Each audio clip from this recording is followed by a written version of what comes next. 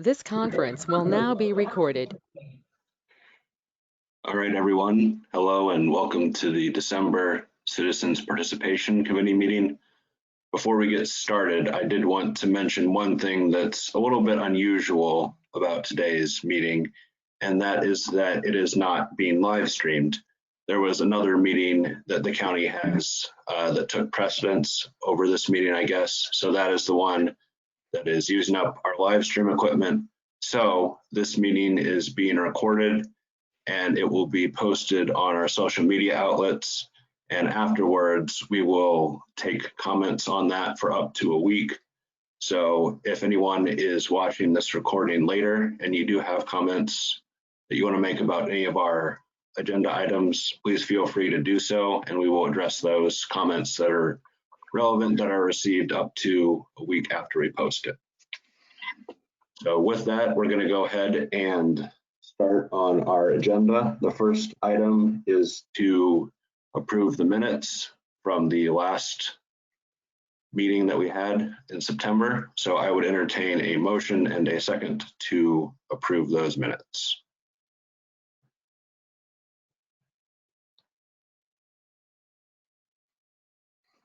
This is Amy. Is that a motion from Amy and a second from Shannon? Did I get that right? Yeah, that's right. Okay. All right. So with that, I guess we should probably go ahead and do a roll call vote to be formal. So we'll go through person by person. So Amy? Here. Yes. Yeah. Shannon? Shannon is here. Steve? I'm here. Okay. And Jean?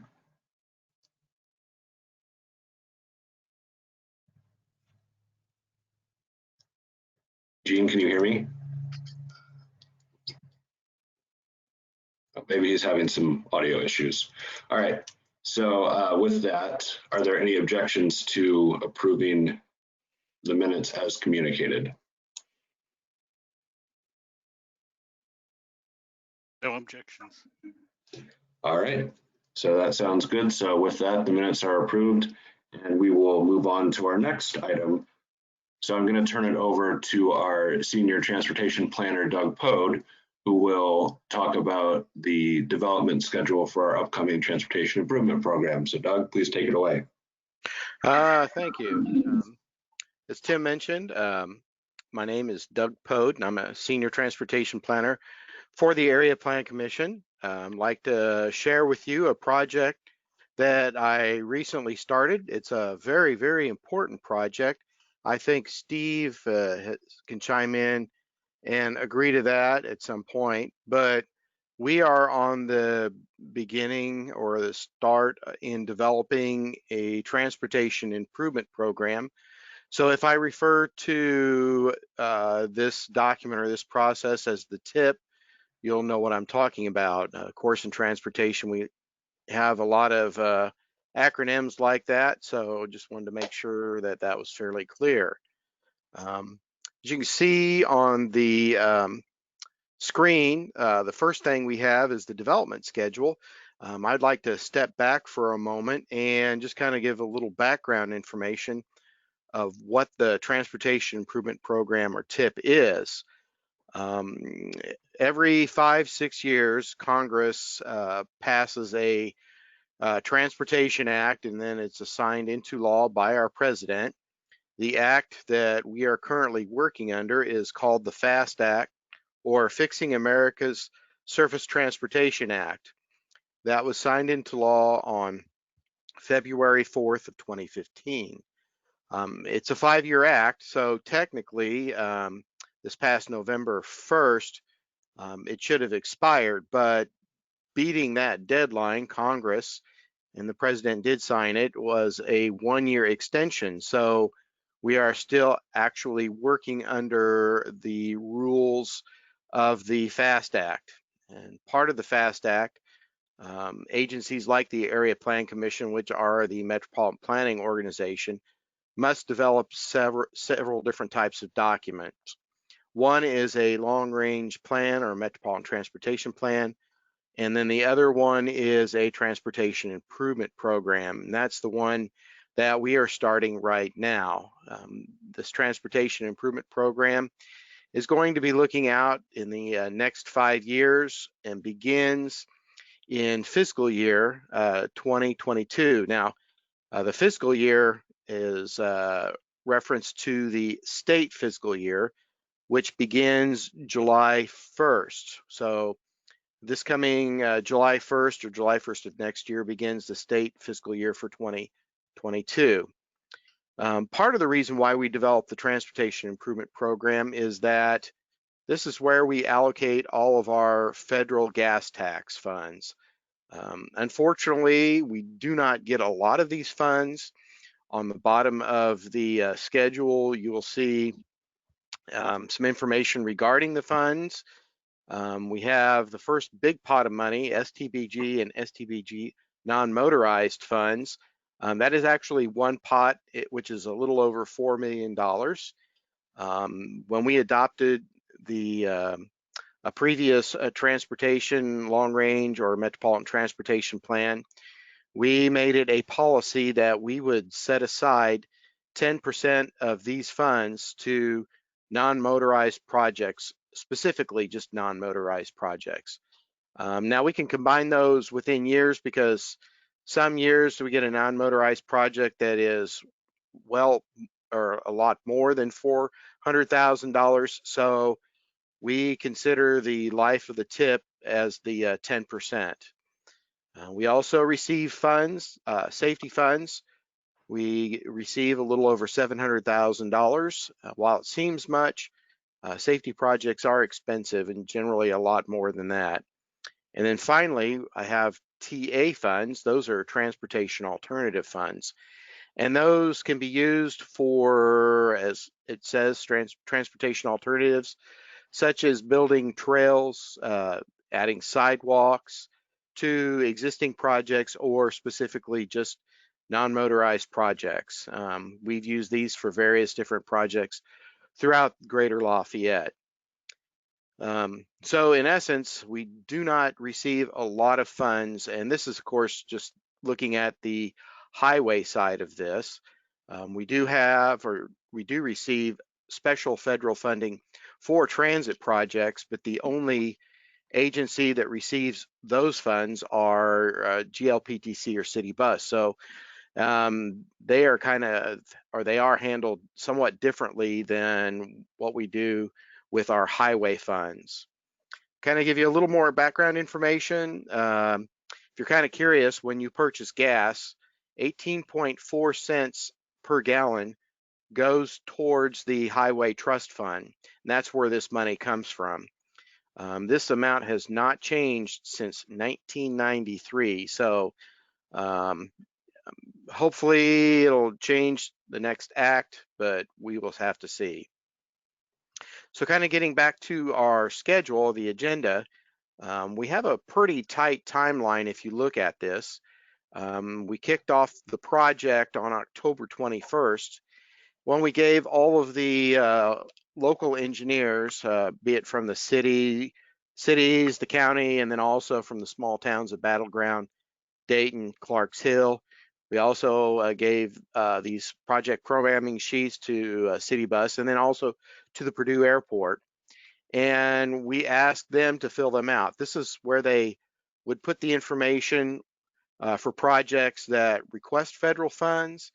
And then we also include projects of significance or size that will just use only local funds. So it kind of gives a good overall picture of where major improvements will occur in the next 5 years. We ask that the local jurisdictions return those by December 4th, and that did happen. That's great news. The following Monday, which was this past Monday, I actually put the list together for all the local projects, and then we'll be going over those in just a few minutes.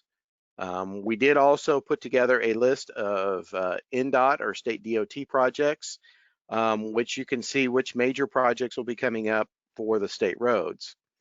This evening is our first kickoff in terms of introducing the development of the Transportation Improvement Program, and then also introducing the proposed project lists, both local and NDOT, to the public. So we're actually formally starting the public participation process. Looking down the list, or our schedule, the next big thing that I consider big is December 23rd, red flag analysis to be completed. That's just kind of a rough date to be completed. Red flag analysis is like a first look at environmental issues for new projects, and we have a staff member that's listening in already, Maureen. She has actually been working on those, and my understanding, those are pretty much nearly complete. And this gives a good idea for the local engineers what kind of environmental issues may pop up with these projects.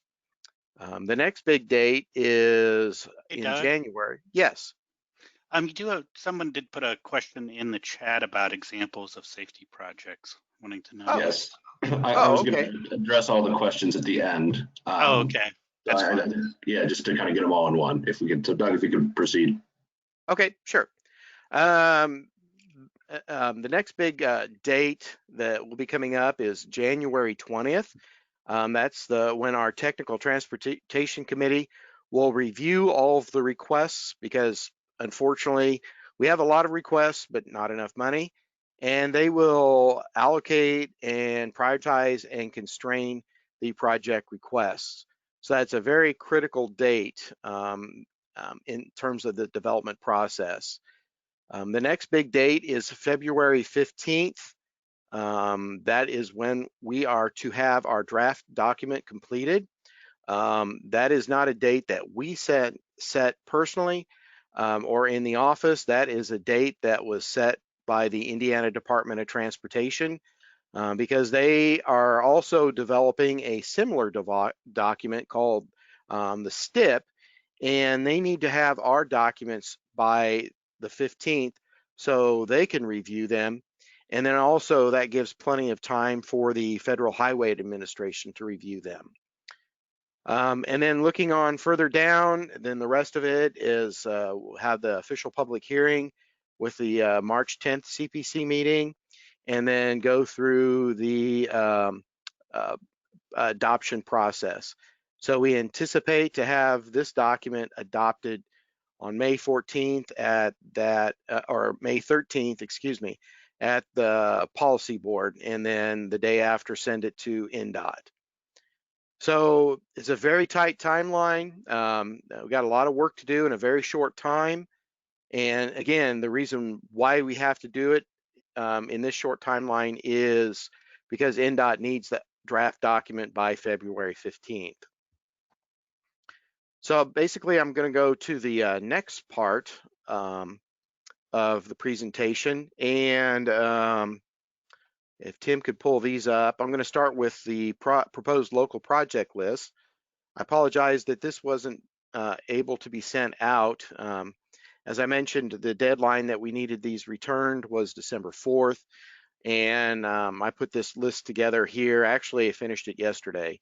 A few minor issues. But anyway, we'll go walk through this. As you can see here, in terms of large projects from the city of Lafayette, we have three. One is addressing South 9th Street, basically brick and wood, which is just south of the Norfolk and Southern Railroad tracks to Veterans Memorial. And they're planning on doing some widening and urbanization.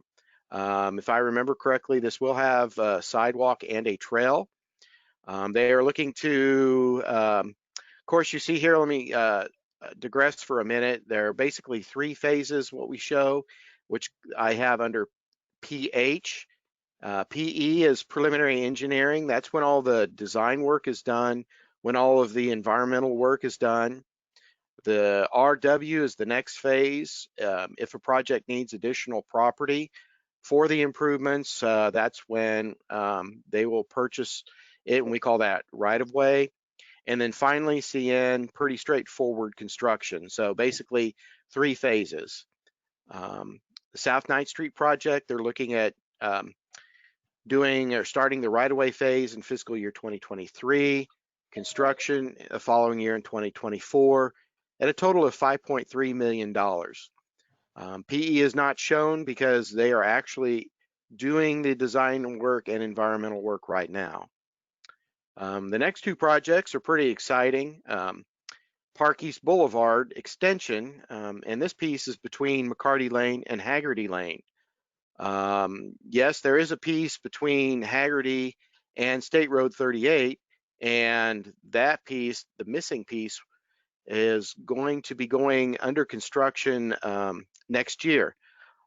So the city, when they complete this project, Park East Boulevard will connect South Street all the way to State Road 38. So pretty exciting to see this last project programmed. The target date right now, 2024, at a cost of $10 million. This next one is a new one that I was really excited to see. And looking at South Street, basically from Sagamore Parkway to I-65, and looking at pedestrian safety and landscape. As you know, it's very rural out there along that stretch of road. There's shoulders, there's ditches, and this project will convert that to an urban design. And then, of course, all of the ditches will be enclosed with drainage, and then sidewalks, trails will be added. And they're looking at then providing safe crossings across South Street. So a very exciting project, $7.7 million, the estimate right now. And this is further out, 2026, at least the penciled in date at this time. Those are the 3 for Lafayette. Looking for West Lafayette, they have a few more. Some of these have been in the pipeline for a while. Some of them are fairly new. As you know, Cherry Lane was recently extended and connects to 231. This is phase 2. This begins where that project ended and then extends all the way to Northwestern. They look at reconstructing the road and then providing a new trail.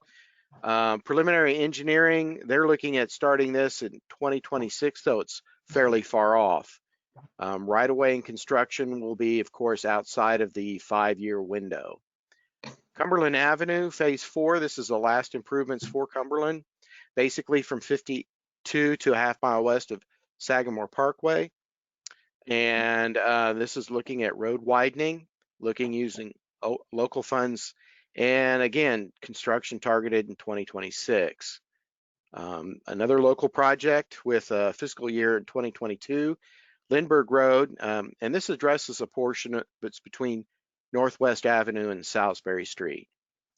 Another big project, a trail project, and this is where we use our federal funds specifically for just trail improvements or that multimodal, this pedestrian and bicycle improvements. Constructing Sagamore Parkway Trail, and this begins at Happy Hollow, and then we'll connect to the Wabash River Bridge. So this gets the western connection to the Wabash River Bridge. Remember, the one on the south side or the eastbound bridge was rebuilt completely, and a trail was built on the outside. This trail will connect the West Lafayette portion to it. The next project, Soldiers Home Road, phase 1. This is beginning the improvements to the portion between Sagamore Parkway, Calborough Road. Engineering, they're looking at doing that in 2022. And then stepping back to the Sagamore Parkway Trail, construction actually the next state fiscal year 2022 as well. So that project is well underway and has been for a while. For Tippecanoe County, there's a lot of projects. County bridge inspection, this is what they do every year. They receive special federal funds for this, basically to inspect the bridges to ensure that they are safe, and if they find any problems, then they can address those. And then on the next page, The 9th Street project, this is a new project, and the county is actually applying for special federal funds for this, what they call Group 4 funds. These are also federal funds, but these are specifically targeted for rural areas. So this project is in essence between or just north of Sagamore Parkway to north of Burnett's Road, and this is outside of our urban area, so the county is going to take advantage of that and apply for these special federal funds. And with that, there's a lot of small projects with that. They want to build a trail basically from where the Lafayette existing trail ends to the community correction facility, build a sidewalk connecting the Davis Ferry Park to north to the Wabash Heritage Trail, basically north of the river. And then they have a street improvement portion of it, and then a bridge improvement portion. Of course, the bridge is over the Wabash River. Very expensive project, as you can see. Going down the list, the next one is McCutcheon Ped Safety. This is an example of a safety project. Several years back, we did a special review of the problems around McCutcheon High School. A lot of students walk, even though the school corporation does not allow it. Students do walk, and there were several that have or were hit. So we use these safety funds to actually, or will actually improve the area. There will be a very wide sidewalk trail constructed north of that, and then a special hawk signal will be provided at the high school. And then also on 500 South, they're doing improvements to improve the crossing of 500 South to get to the elementary school as well. So even though that's not mentioned, that's also part of the project. We have several big road projects that the county is working on right now. Morehouse Road, this is basically from Sagamore Parkway to south of, or to County Road 500 North. They are doing the engineering of that right now. As you can see, the total construction cost is going to be over $8 million, so it is a very expensive project. Yeager Road, north of West Lafayette, this is addressing the two issues. One is that it's gravel right now, and then there are several 90-degree turns. This is going to straighten those out. So the road will be a paved road, and it will be straightened, so a lot easier to access going north and south. Of course, since the county owns and maintains all the bridges, they do have some bridge projects in the area. The 64 and 65 are Lily Road over the Wea Creek and branch the Wea Creek. This is west of the Evonik plant. Bridge 527, this is over the Wea Creek, just north of McCutcheon High School. And then the next page, you see a lot of projects that the county would like to do regarding bridges. And this is either replacement or rehabilitation. Now, all of these will not be repaired of course, in the next 5 years, but these are on the radar for either replacement or rehabilitation.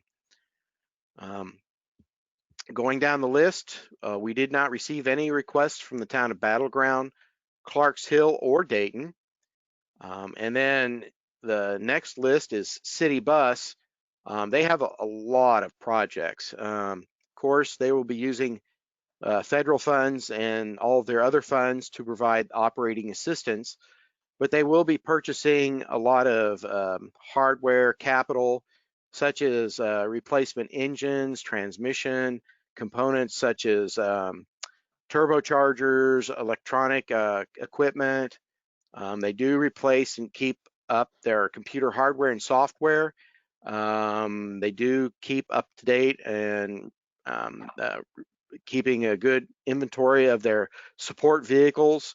And they're probably, I would say, one in the top of the states to have the most modern fleet.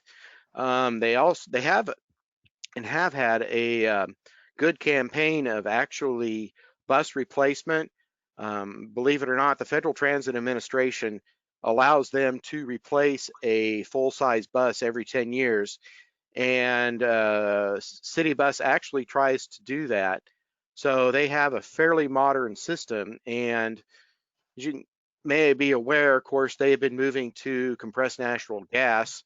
And approximately, I believe now, over 40% of the fleet is operating on CNG. And I believe they are going to be, in the future, when they purchase new buses, actually be running on CNG.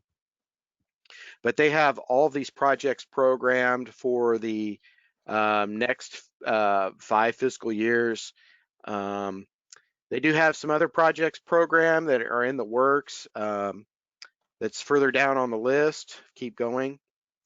There we go. A replacement of paratransit buses, providing travel training. This is actually going out to the agencies, or anybody can actually request this.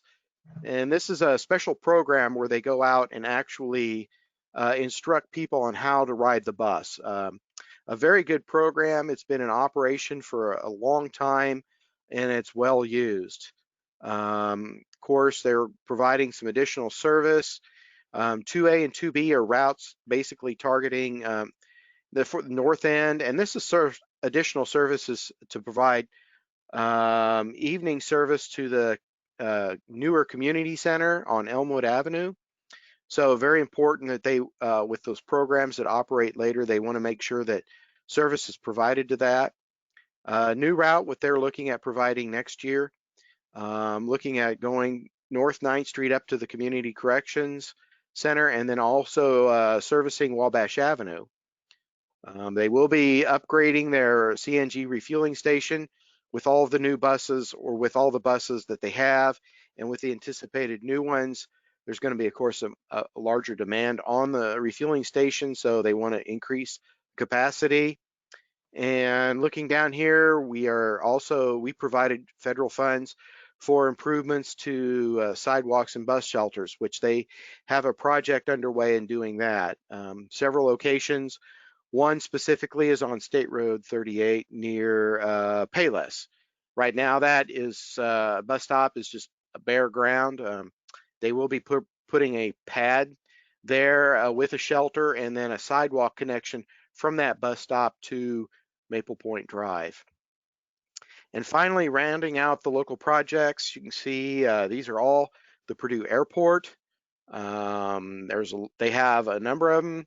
Mostly they address rehabilitation of runway. They're in the process of the aircraft rescue and firefighting vehicle. Pretty expensive, almost $720,000. And then you can see at the bottom, looking at in the future, snow removal equipment, $630,000 total cost. So basically that rounds out the local project list. So I think I'm going to take a break right here and answer any questions regarding these, if that's okay. Yeah, absolutely. So first of all, you did kind of address this, Doug, but just for the record, we did have a question from Shannon, and Shannon asks, what is an example of a safety project? Okay, I mentioned the project at McCutcheon High School. I'll give you several others that were recently done or will be starting soon. And if you're familiar with Concord Road south of Walmart at 430 South, that intersection, that T intersection, was very narrow and very tight. Our safety funds were actually used to improve that. So if you're on Concord Road and heading north, you now have an area where you can stop and safely wait to turn left, and cars that are going north can actually go around you on a bypass lane. So you can safely actually wait there to make the left-hand turn. And then conversely, on 430 South, there now is a left turn lane and a right turn lane. So not only helps safety, but also helps to reduce the congestion along line that people may want to turn right, which is much easier to do, but you may have one car that wants to turn left that has that's challenged. So this kind of improves that. So another safety project coming up, that actually will be on NDOT's what they call bid letting next month is on North River Road at County Road 500 North, and then going up the hill. As you know, that intersection does have some issues. There are some safety issues in that, and our safety funds will be used to improve that intersection and a little bit on 500. So warning ahead, if you travel River Road in the next year or the following year, you're going to run into some construction. So you heard it from us first. Other questions? Yeah, so we did have one, I guess this is a comment more so than a question in our chat, but Shannon also mentions that they're happy to hear about South Street improvements for pedestrians. And I know, Doug, you highlighted several other trail improvements, bus improvements. So I think this is a good time to point out that as components of many of these projects, we want to make sure that they have elements for multimodal travel. And I think Doug did a really great job of highlighting that with his list here. Yes, thank you. And again, the engineers from West Lafayette, and Tippecanoe County, it's actually pretty standard now, which is good news, is that any improvements they do that use federal funds, even like McCormick and Yeager Road, will have sidewalks and trails. So, and that used to be, well, we may put a sidewalk in, but now it's like, it's a given. We don't have to twist arms or ask, they just actually program them. So it's great to see this change in that we're not only thinking of just vehicles, but now we're thinking of people walking and then cycling. So that should cover everything that I see in the chat. But if there are any questions that people would like to ask of Doug verbally, please go ahead and do that at this time. Doug, this is Steve. Yes, Steve. For City Bus, you have something called security cambers. What is that? Oh, it's probably a typo. Yep, it's a typo. That's what I figured. You've got it several places. Yeah, I'll Assuming have to fix that. Cameras. Yes, it is. You're right. It is cameras. And basically, I think they use, believe it or not, 9 cameras on each bus. It uses it for a variety of different purposes. One is that they can keep an eye and actually watch what happens on the bus, and then they can actually look at to see what is happening around the bus. So if there's any questions, if there's any accidents with a bus, they can actually go back and review the video to see what happened. They actually have it on tape.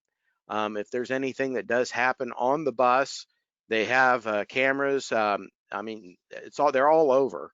But they like to keep these up to date and have them on every vehicle.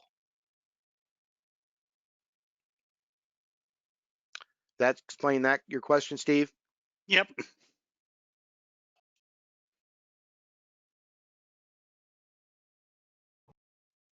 Okay, well then, not hearing any more, I'll got one more list to go over.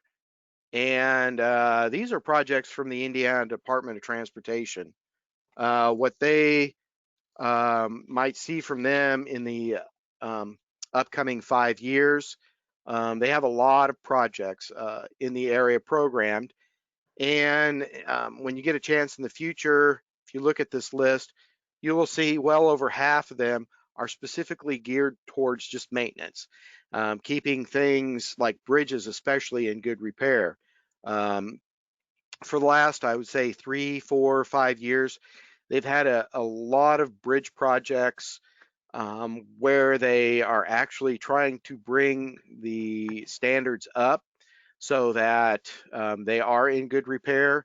I know for years, Indiana has been towards the bottom in terms of having good bridges, but NDOT has really stepped up and actually programmed a lot of projects just specifically for maintenance. I'm going to go through the list and then just pick out some of the larger ones, but kind of give you an overall where these projects are located.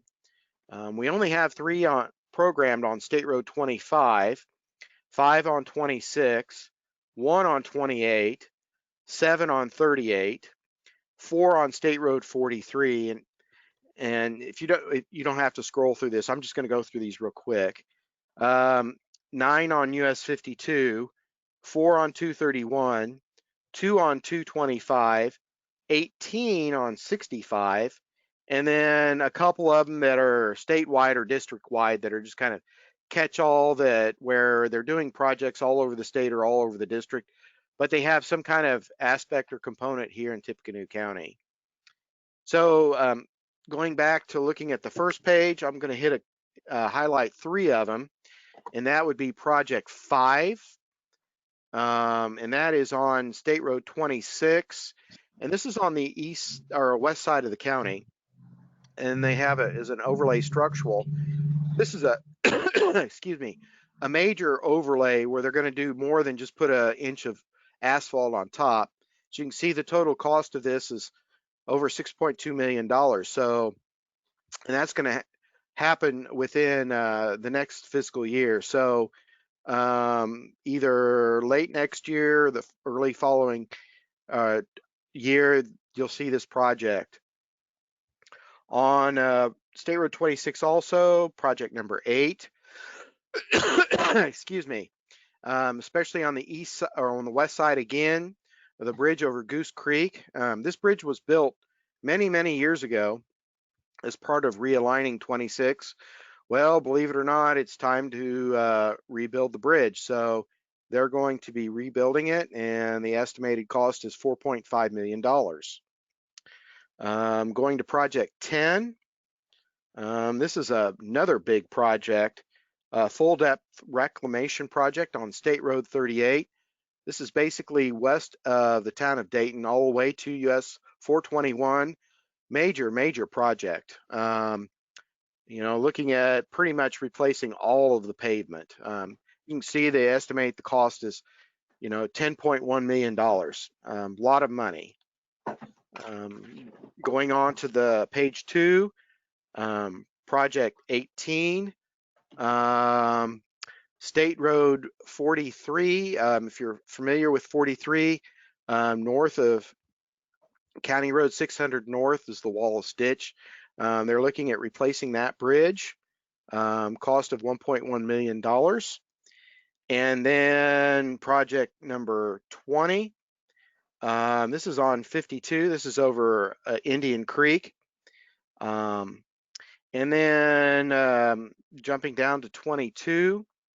For those who travel on US 52 South, they are planning on adding at these intersections at 450 South, 800 South, and at State Road 28, both southbound, both the southbound intersection or the south intersection and the north intersection, various intersection auxiliary lanes like left turn lanes and right turn lanes. So to basically improve the safety and capacity of those intersections, major improvement. And again, they have that targeted in fiscal year 2022. Going on to the next page, project 28.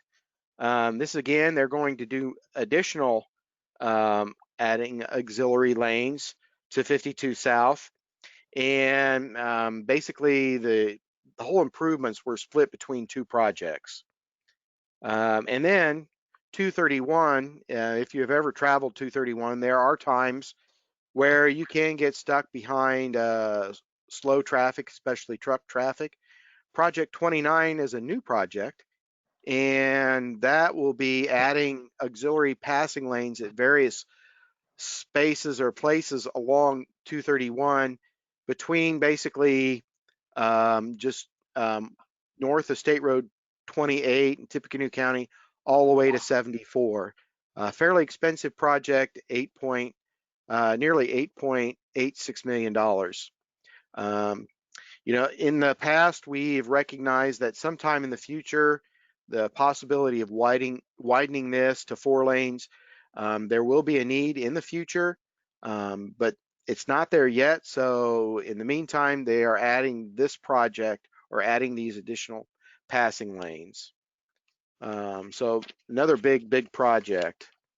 Going on to the next page, the first one on project 34, bridge rehabilitation or repair.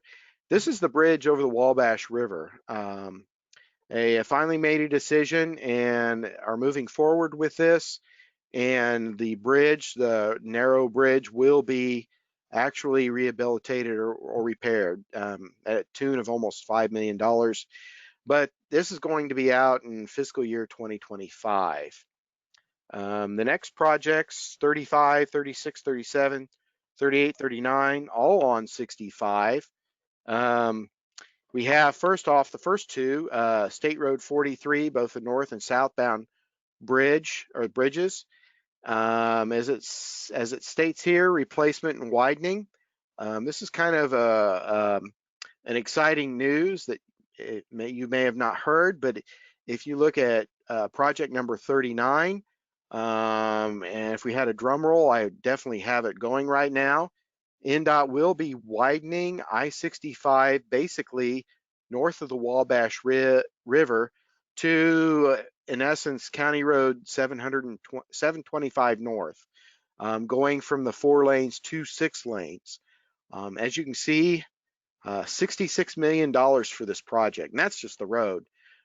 Projects 34, 35 will be widening the 2 bridges to accommodate the 6 lanes. Project 37 is actually at State Road 38, and they're going to be restoring the concrete pavement. There are some issues at that interchange. And then project 38, this is what I would call another safety project. Between basically in Tippecanoe County up to US 24, it's fairly wide open. And a lot of times in the winter, you will have snow that just continues to blow right over and then close or make it difficult to travel on I-65. Well, they decided to have this plant and shrub windbreak to help reduce the number of times they have to plow the interstate, basically creating that windbreak. So the snow, when it piles up, will pile up on the west side of these plants and so forth. So I think this is probably another good example of safety. Going on to the next page, project 49 and 50. Again, this is related to the widening of 65, the bridges over CSX Railroad, 9th Street and Burnett's Road. And that pretty much hits all of the major projects. I know that I went through this fairly quickly. If you want to see these lists, you can either request them, send me an email, or give us a call. I did actually include them on our website. If you go to the transportation specific portion of the APC website, we have one specific page for the transportation improvement program, and both of these lists, as well as the timeline, have been added there, so you can actually see those. But in essence, that's in a nutshell the transportation improvement program. Again, this is the process where we allocate all of our federal funds. The big critical event coming up next is our January Tech meeting, where we are going to allocate our limited funds. And then, fingers crossed, we've been successful for, I don't know how many years, but actually submit this draft document by February 15th. Questions, comments? We did have a couple of things that came in the chat. Okay. So I'd like to get those first, and then Great. of course, again, we'll have any verbal questions after that. So Nick Harvey gave us a very interesting comment about Jaeger Road. Nick says, at the first 90-degree turn at Jaeger Road going north, there is a historically significant Osage orange tree that should not be disturbed. These trees are the legacy of the pioneer farmers who settled this area before the Civil War. Farmers would plant Osage orange trees as a fence, hoping the thorny twigs would keep livestock on the property. We should do an archaeological survey for this. Also, past the second 90-degree turn is one of the oldest houses in the county. In the 19th century, the resident was a local merchant who was owed money and couldn't get paid in cash and has to accept a wagon load of daffodil bulbs as payment. He planted them all up and down Yeager Road, and they still come up every spring. We should take care not to mess with this historical archaeological artifact. So thank you. Yes, thank you. We will pass that information along to the appropriate people. I will have to mention, thinking back on this project, I'd like to add that typically when the project is in the environmental or in the engineering stage, the engineering firm usually hires a company or has a specific team that looks at what we call all these historical, environmental aspects of the project. And I do recall something about the house that even though the house sits back, they did have to do something. I don't recall what it was for this project in relation to the historical aspect of that. I do remember that, but not what the specific things they have to do with this project. But we can definitely pass that information along to the appropriate people. Okay, and then we have another one. This one is a question from Amy Kristen Presson. So Amy says, or she asks, is there any chance that NDOT will prioritize native plants for a windbreak on the State Road 38 project? Project 38, excuse me, that's the interstate project. My mistake on that. That's a good question.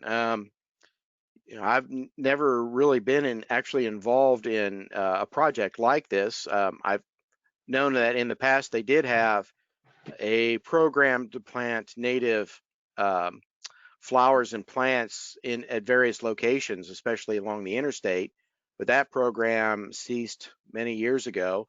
That is something we can definitely look into and find out. I would assume they probably should, or they would, and hopefully plant something that is appropriate, more or less related to and will survive in Indiana. Would that answer your question? Yeah, about as well enough as you can. Thank you. Sure. Are there any further questions that anyone would like to ask at this time?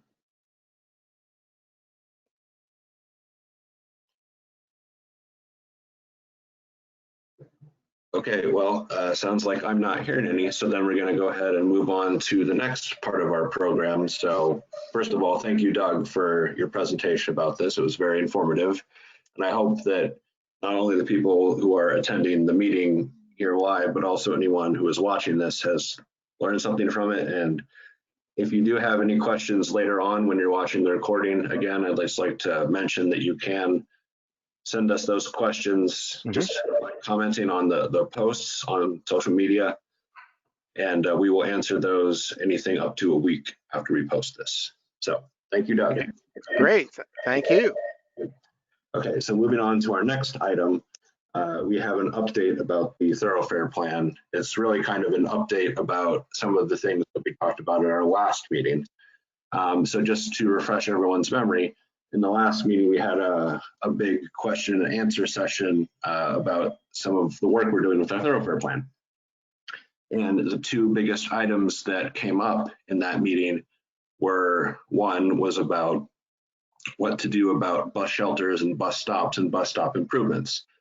So what we've done to try to address that is we have had a meeting with City Bus. We've talked to them about what an appropriate way to handle that would be. And one thing that we found is that the city of Bloomington actually has a pretty interesting method for getting some bus stop improvements in place through one of their ordinances.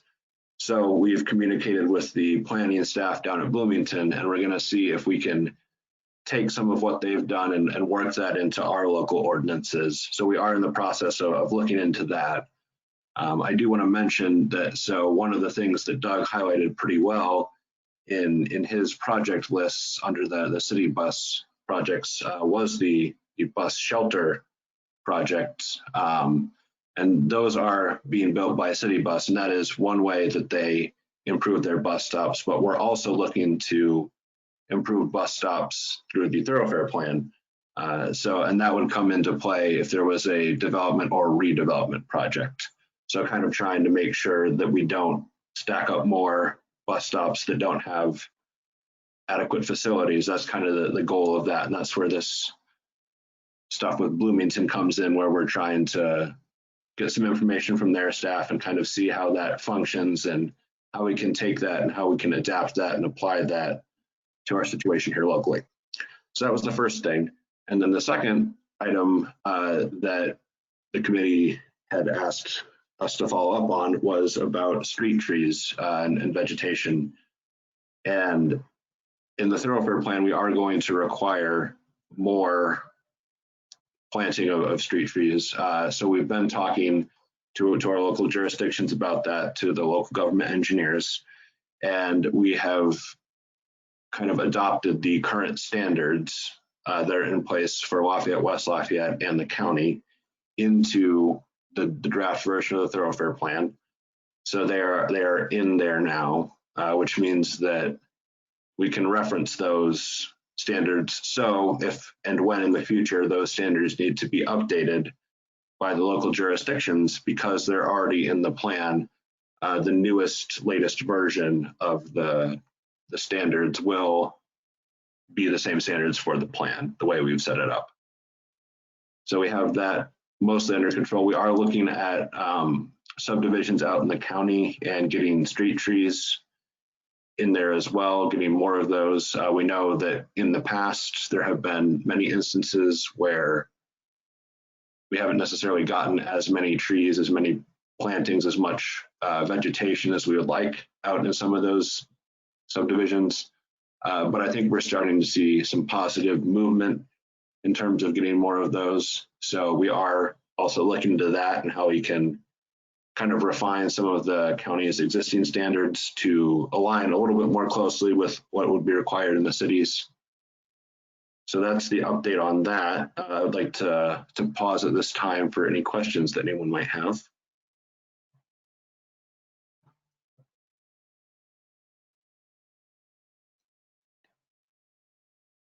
Okay, I'm not hearing any questions, so I'm going to move on to our last item, which is, give me just a second here while I pull this up, which is about our metropolitan transportation plan. So when Doug was presenting about the transportation improvement program, the TIP, one of the other documents that he mentioned was the metropolitan transportation plan. So this is something else that we're also working on, and we're also kind of in the public participation phase of that. We're actually just wrapping that up. And one thing we asked members of this committee, as well as the public, was to take a survey about giving us some different objectives that we can take to prioritize the goals that we set in our previous survey. So the first survey that we took was the goals survey. And from that, what we're kind of looking to see is, okay, what can we do? What steps can we take to achieve these goals, which are what I'm calling the objectives. So kind of the questions we're asking ourselves there are what you can see here on the screen. It's what can we do as the Area Plan Commission, what authority do we have? How can we work with our partners in the planning process to achieve some of these goals as well? And the last item, I would like to mention that, there are some things that we would like to do, but we don't have authority over. So just to kind of mention that there may be sometimes throughout this process where we get suggestions that are very good suggestions, but we cannot actually regulate those. Those are going to be out of our jurisdiction. So we can certainly pass those along to the appropriate people, but as far as whether they actually get implemented or not, we don't control everything. So just wanted to make a note of that for the record.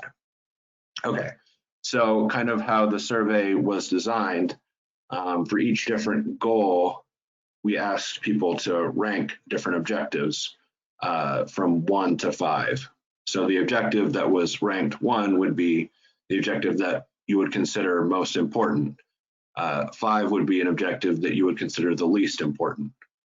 Each ranking would only be used once, so this wouldn't be a score, kind of like the first survey was. It's a ranking, so it's a little bit different.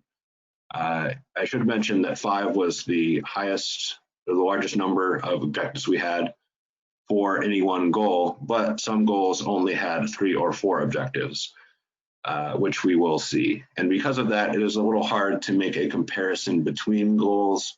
So I do want to mention that that's not the point of the survey. All the goals are important in their own way, and it's just a matter of looking at what objectives we use to address those goals.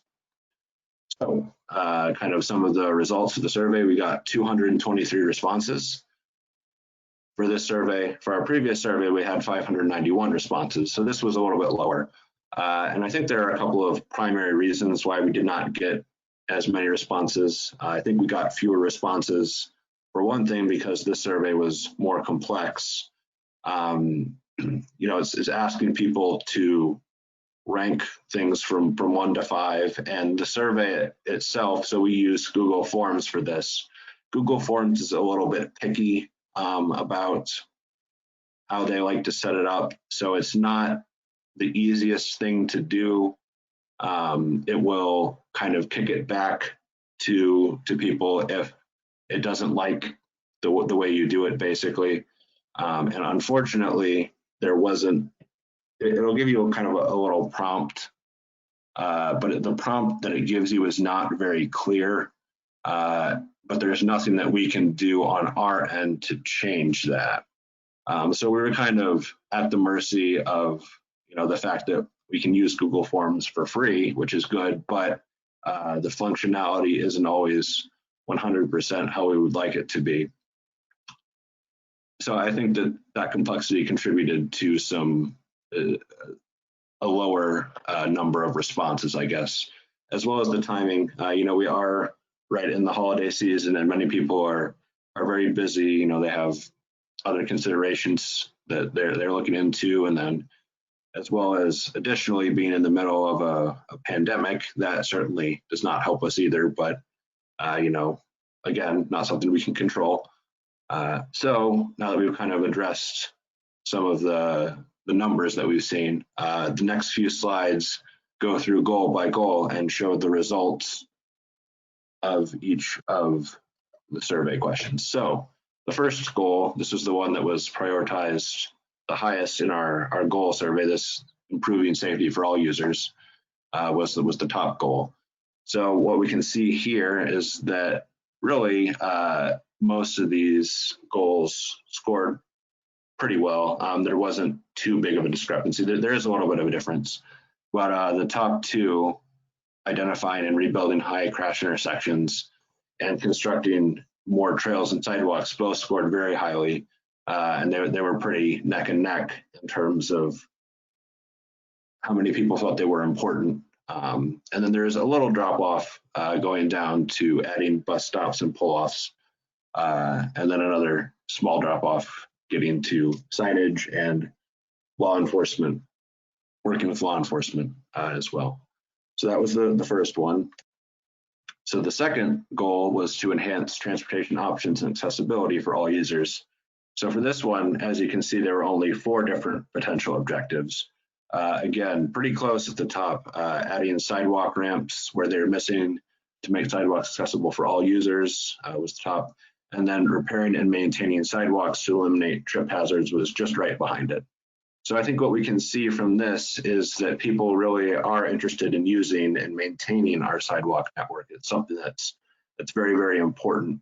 And so when Doug earlier was talking about the tip, and he highlighted, the fact that all new projects are adding sidewalk when they're constructed, that's something that I think is really helping out our sidewalk network, and it's something that we want to continue to do. But in addition to that, it's also important to repair and maintain what we have. It doesn't do us any good to put in sidewalks if they get to such a condition where they're unsafe to use, or they aren't accessible for folks with mobility challenges. That doesn't help anyone. So that was the results for that. So then our next one, improving, expanding, and connecting sidewalks, trails, and bike lanes.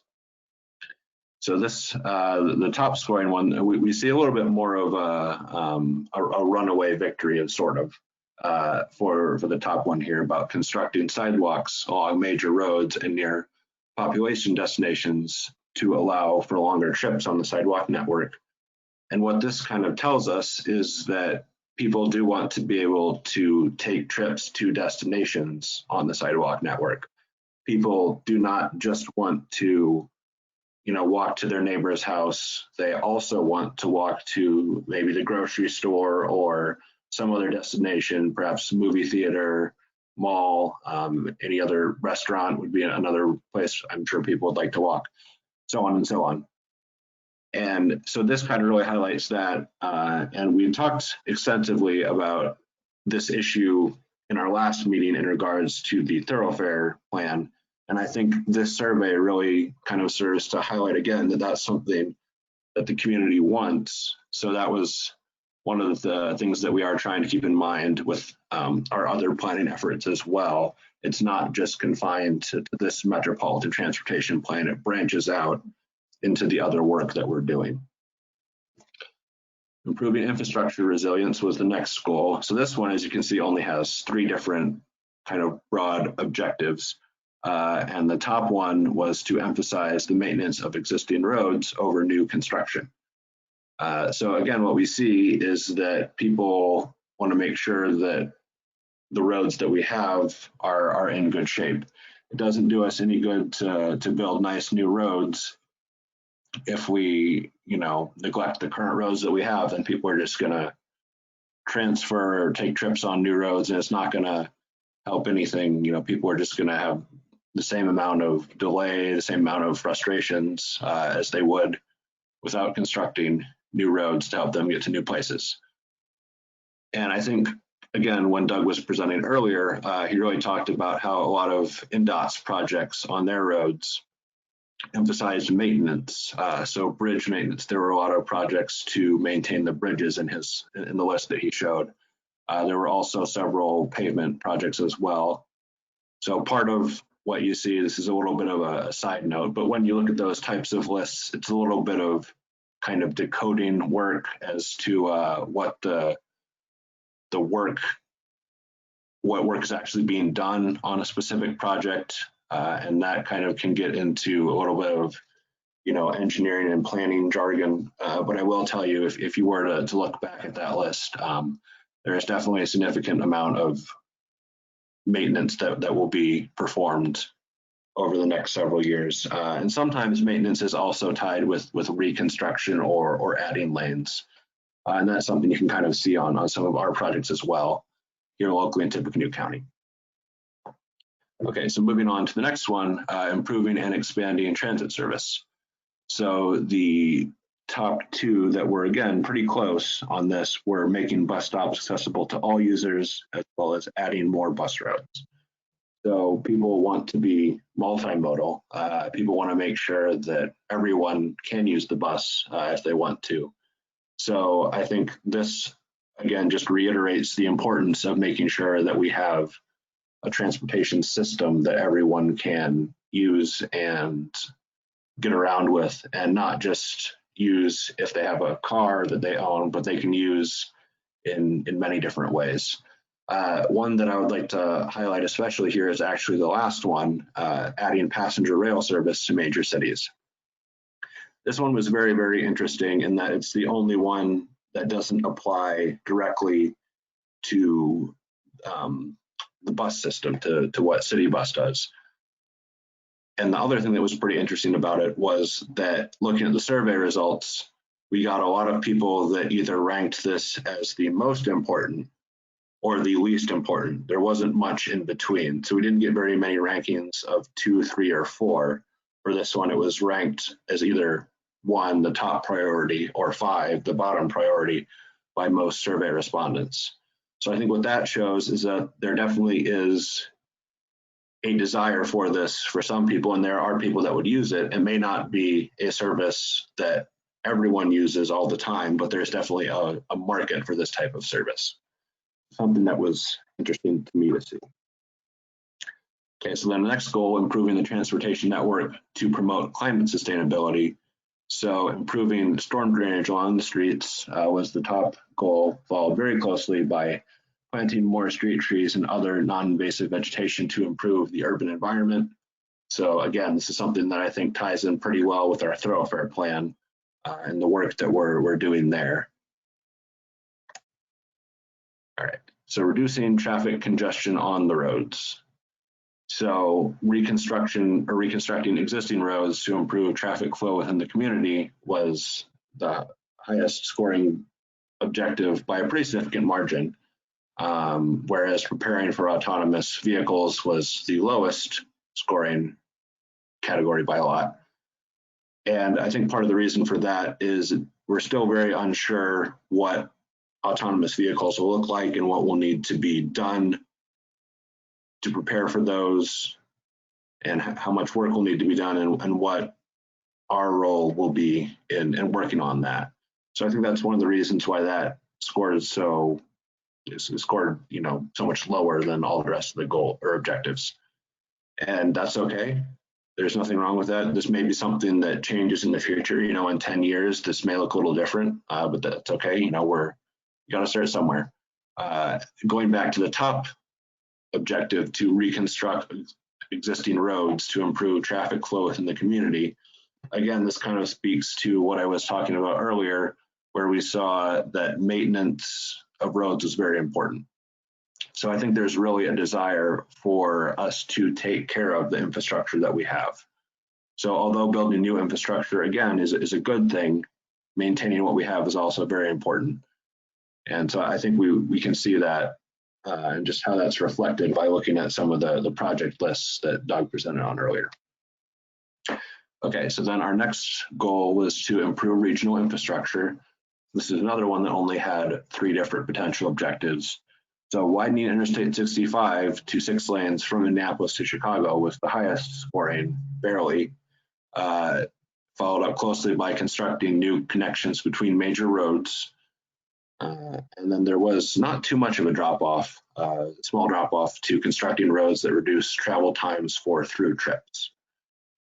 So I think this kind of shows that there is, still importance for some of the bigger construction projects, and we need a place for those as well. But if we look at the top scoring objective here, widening the interstate, I think the fact that people want to have more lanes for that really speaks to the fact that we're trying to take care of and improve what we have, as opposed to just constructing new connections. Although constructing new connections is pretty important, as you can see, there's a very, very close score between those two. Okay, so then this is our last goal that we have, improving the delivery of freight and goods. So the highest scoring objective here was to reconstruct existing roads to improve traffic flow within the community. I've already talked at length about the importance of reconstruction maintenance, so I'm not going to go on to that too much. One thing people who are watching this may have noticed is that there are several objectives that are repeated between categories, between goals, and that is intentional, because there are some times that some of these solutions can address multiple goals.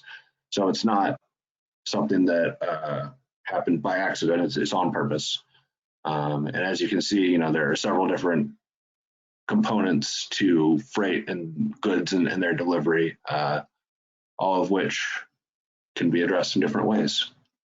Okay, so with that, that is the end of this presentation. So I'd like to give an opportunity to take any questions. So if anyone has any questions, I'm not seeing any in the chat, but if you'd like to ask anything verbally, please go ahead and do so. Hey, Tim, this is Steve. Hi, Steve. One thing that I noticed that is kind of missing, and it's really I think it's a subdivision problem, is how do you get pedestrians from the main road into businesses, especially when you've got businesses that are several layers deep. Think of Menards and Myers on the west side, for instance. Granted, there's currently no sidewalks on 52, and I know there's a trail that will eventually be planned. But even if you're walking along 52, like a number of people do, you actually have to walk down the street in order to get, back to, Meijer or Menards. There's no connection to businesses from the street for sidewalks. Right, and that's one of the things that we're really seeking to address in the thoroughfare plan. Okay. So yeah, we're trying to really get an emphasis of a complete sidewalk network in that plan. That was mentioned a little bit in some of the earlier goals in the MTP survey. But since this is kind of a broad survey, talking about Right. just general things. So we had the trails, yeah, here we go. So constructing sidewalks along major roads near popular destinations, I think is really what you're talking about, is the overall goal.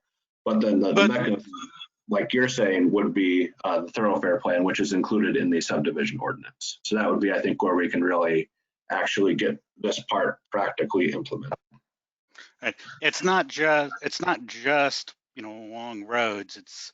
You've got sidewalks along the perimeter of businesses, but there's nothing that even hints at even leading a sidewalk up to a business.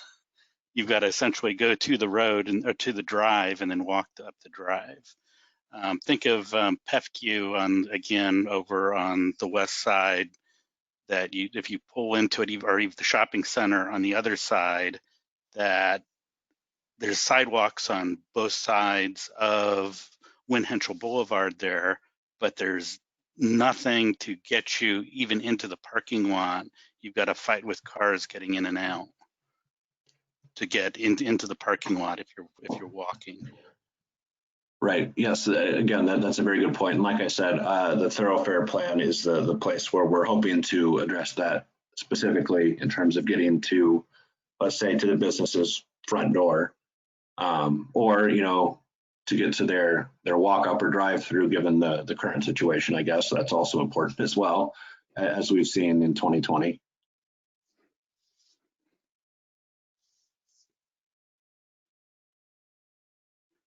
This is Amy. I've got a quick question, or just for clarification.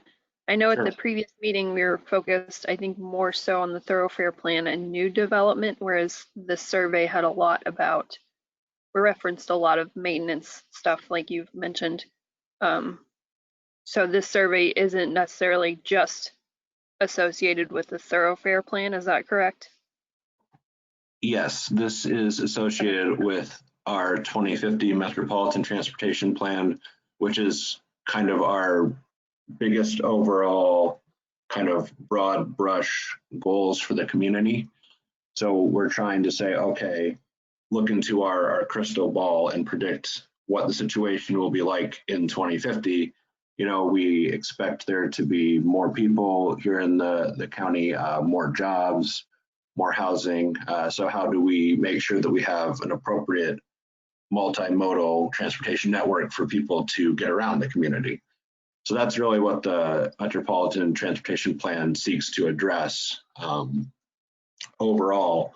But it is a pretty broad thing. And then some of the specific things will be addressed in other documents. So the tip that Doug was talking about earlier, that kind of helps us look at specific projects to kind of meet some of those goals in the Metropolitan Transportation Plan.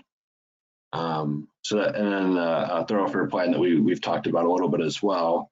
That is a lot about some of the new development that's going to come in and kind of improving that, as well as a thoroughfare plan also applies when redevelopment occurs. So if someone says, okay, we've had, I don't know, like this parking area for a while, but we think we can do something better. We think we can do an integrated area where we have a parking garage integrated with some other businesses. So maybe like you might see it in downtown Lafayette at the Mark location would be an example of a redevelopment project as well. So Okay. it's kind of trying to approach all that from different angles, but the Metropolitan Transportation Plan itself kind of tries to cover everything overall, and then our other planning efforts tie into that. Okay. Very good question. Thank you. Yeah, and then just for my own curiosity, for those of you that are more so in the transportation world than I am, is planning for autonomous cars a bigger thing for people in your realm, more so than people not in the transportation industry? Yeah, that's a very good question. So autonomous vehicles are still something that will take a while to get integrated into the transportation fleet. So you're not going to see them tomorrow. You're not going to necessarily see them everywhere next year either. It'll be a while even after they start getting produced before they can really be effectively utilized as a solution for some of the transportation things that we like to do. But there are a lot of unknowns with that still. So some big unknowns revolve around the technology. You know, we've had very similar traffic signalization for many, many years that's relied on, you know, certain basic technology that's been around for a while. But what happens if we need to have something where an autonomous vehicle is sending and receiving data to and from the traffic signal? You know, what do you do there? Is that something you can retrofit with the existing technology? Probably not. So that would be something where we would need to look at, okay, you know, how important is that? Are vehicles, autonomous vehicles, going to need that? And then what are the laws, the rules, and regulations going to be about that? That's a whole nother big discussion that legislative folks especially are looking at. Currently, a lot of laws in many different states, when they talk about operators of a vehicle, you know, they talk about having a human operator that's licensed to operate a vehicle. Well, how is that going to change when you have a vehicle that operates itself? You know, do you still need someone to be licensed? What kind of licensure do they need? How is this going to affect maybe seniors who currently may not have the capability to operate a vehicle safely now, but with an autonomous vehicle that requires, you know, much less human operation, you know, maybe that would be something that would be different for them. So there are just a whole slew of things that people are looking at, but there are still so many unknowns that it's really very hard to nail down specifics at this time. However, because this plan is trying to look out to 2050, that's something that we will be starting to address in this plan. I can tell you that it won't be too extensive because there are still so many unknowns, but we wanted to kind of start integrating it into our long range planning. So as it becomes more and more of a reality and we have a clearer picture, then we can really start to get down into planning for it and preparing for those kinds of vehicles. Thanks. I was going to say, Tim, this is Steve. The technology is still rapidly changing. Exactly. Yes, that's a good point. It is rapidly changing, and that's what makes it so hard to even say for sure, you know, do vehicles really need to communicate with traffic signals, or can they get by with just communicating with each other, or what's the balance there? If I had the answer for you, I would be a very, very rich person, but I don't.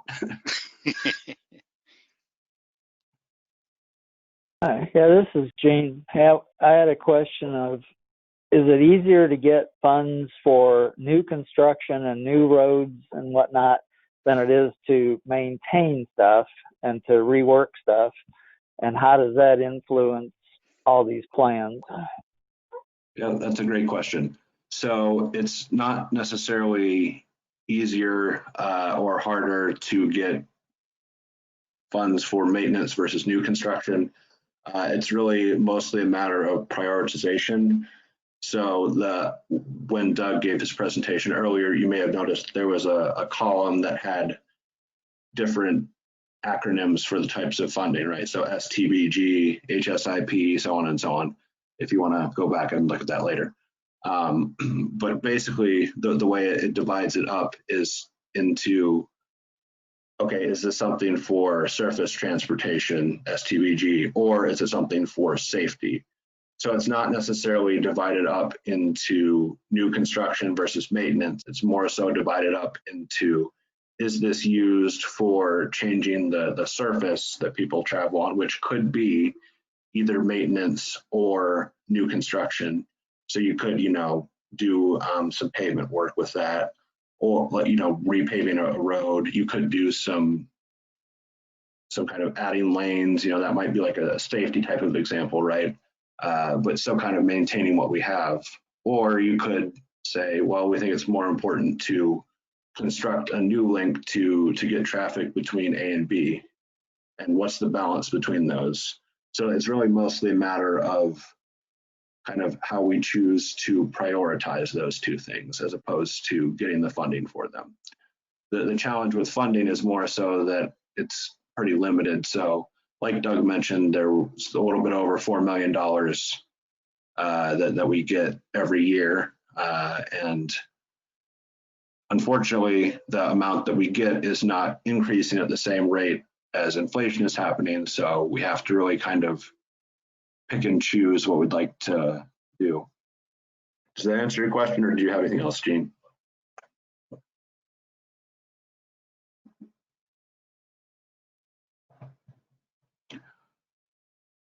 Okay, great. Does anyone else have any questions before we adjourn?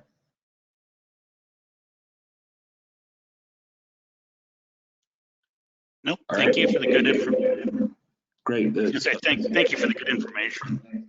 Yes, thank you. And thank you all for attending. It's really great to get the chance to present to you guys. And we hope that you will be able to attend our next meeting in March. At that one, Doug will have a lot more information about the TIP that he'll be presenting.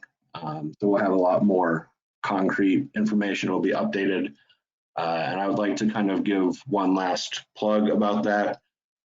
So one of the things that we do is we have monthly meetings with a couple different committees that are recorded and live streamed as well. And at those meetings, we do often address updates to some of these projects that you see. So if people who are watching this are interested in getting more information about those types of projects and getting the latest information, the MPO Policy Board meets every second Thursday of the month, and the Technical Transportation Committee meets every third Wednesday of the month. So those are two sources where you can get more information, as well as, of course, asking us any questions. We're always happy to take citizen questions as well. But just kind of my last little plug before we adjourn. And with that, if there are no objections, we will adjourn. All right, thank you everyone for attending again. And with that, we are adjourned. Thank you.